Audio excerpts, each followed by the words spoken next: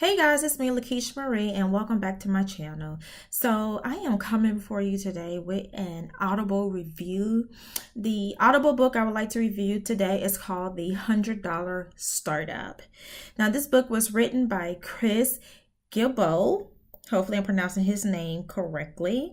But Chris is an entrepreneur, nonfiction author, blogger, and speaker. He is known for his blog, The Art of Nonconformity, that discusses entrepreneurship, travel, and personal development topics. He also organizes the annual World Domination Summit in Portland, Oregon. So just to tell you a little bit about this book, Chris researched and interviewed about 1,500 individuals / entrepreneurs, earning at least $50,000 or more from a modest investment that they put into their business. And most of these entrepreneurs started their business with less than $100, i.e. the $100 startup. Half of the entrepreneurs pretty much stumble their way into their businesses because they recognize the need in the market. And then the vast majority were laid off from their jobs and decided to use the opportunity to start a business. So the businesses studied in this book were not million-dollar businesses, okay? They averaged 6 figures in sales. The median salary that was among these entrepreneurs that he actually featured in the book, they were very happy with their salaries, and that was between $50,000 and $80,000. So there are business owners out there that are purposely not expanding their companies and happy with being within that median of $50,000 and $80,000. Specifically, one business owner that he talked about in the book, she has a software company, and it was a company that was actually passed down from her father, and she purposely avoided expanding her company because her take was that she was happy with the $50,000 take-home pay that she had, and expansion means more responsibilities, more stress, from running a bigger company. And she just didn't want, that extra burden because she actually enjoyed traveling around the world and having, freedom, if you will, to live where she wanted to live. Because, majority of her business, she ran her business online. So it afforded her the opportunity to go wherever she wanted to go in the world and still make money and still run her business. So this book was really, really interesting, which is the reason why I wanted to review it and encourage you guys to read it. Now, the Audible is 8 hours and 14 minutes long, so it is pretty on the long side.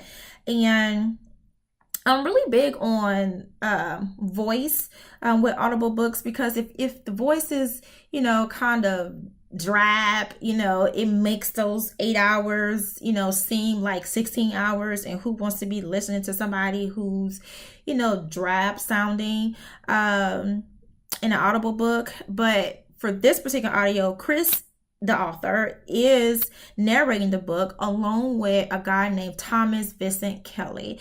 Now, the voice, the tone of the voices in the book, it's okay. It's okay.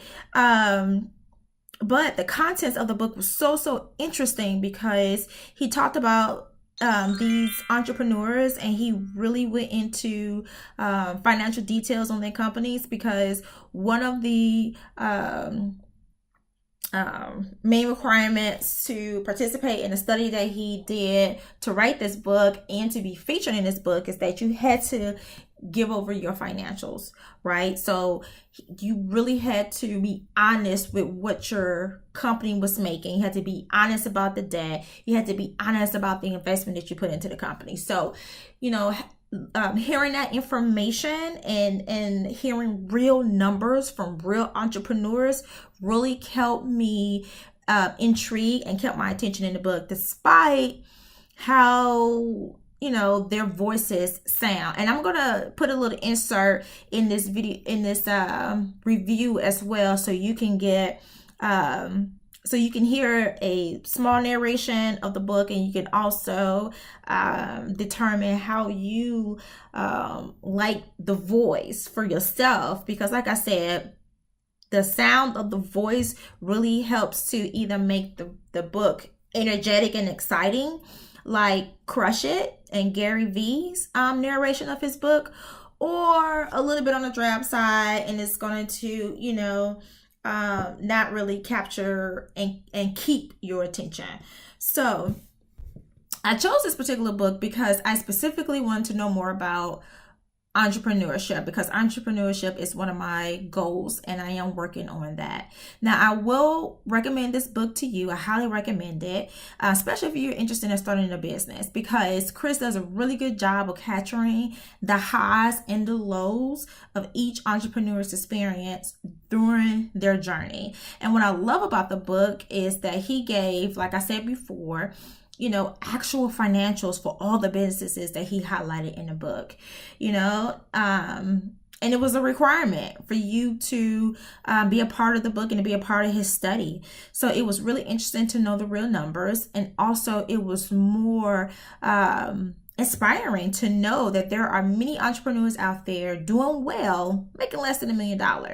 And I say that because, most expectations of when you starting your own business is to become a millionaire. And there's absolutely nothing wrong with that, but that's not everybody's goal. So it's just nice to know that there's other people out there who are making less than $1 million from their businesses, have the freedom that they want, and and living their life happily. And it's also good to know that you don't need a lot of money to start a business these days, especially in 2016 when everything is pretty much online, because to host your own domain and have a website can be as little as $10 a month. I'm pretty sure you could scrape $10 out your budget. Maybe instead of going to Starbucks twice a month, you put that towards a domain. Marketing is at this right now is like dirt cheap, because a lot of businesses are getting hip to social media and using social media to market to their audience. And social media is free. It's free to get on Instagram. It's free to sign up for Facebook. It's free to tweet. So it's really, really inexpensive to start a business these days, and that was one of my main reasons for getting this book.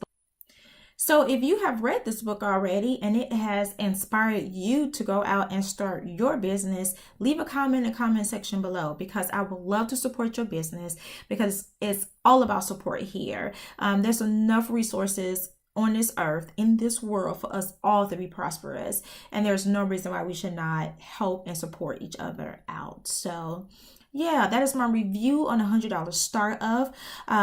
Please stay tuned for a little bit of a snippet for those of you who have not read the book or heard the audio, so you can determine whether or not this is a book that you would like to listen to. So thanks guys for listening to my Audible review, and I will see you guys in the next video. Peace. Starting with a list of what I wanted to do and then figuring out how to make it happen. The income from the business didn't make me rich, but it paid the bills and brought me something much more valuable than money: freedom. I had no schedule to abide by, no timesheets to fill out, no useless reports to hand in, no office politics, and not even any mandatory meetings to attend. I spent some of my time learning how a real business works, but I didn't let it interfere with a busy schedule of reading in cafes during the day and freelancing as a jazz musician at night. Looking for a way to contribute something greater to the world, I moved to West Africa and spent 4 years volunteering with a medical charity, driving Land Rovers packed with supplies to clinics throughout Sierra Leone and Liberia. I learned how freedom is connected to responsibility, and how I could combine my desire for independence with something that helped the rest of the world. After returning to the United States, I developed a career as a writer in the same way I learned to do everything else, starting with an idea, then figuring everything else out along the way. I began a journey to visit every country in the world, traveling to 20 countries a year and operating my business wherever I went. At each step along the way, the value of freedom has been a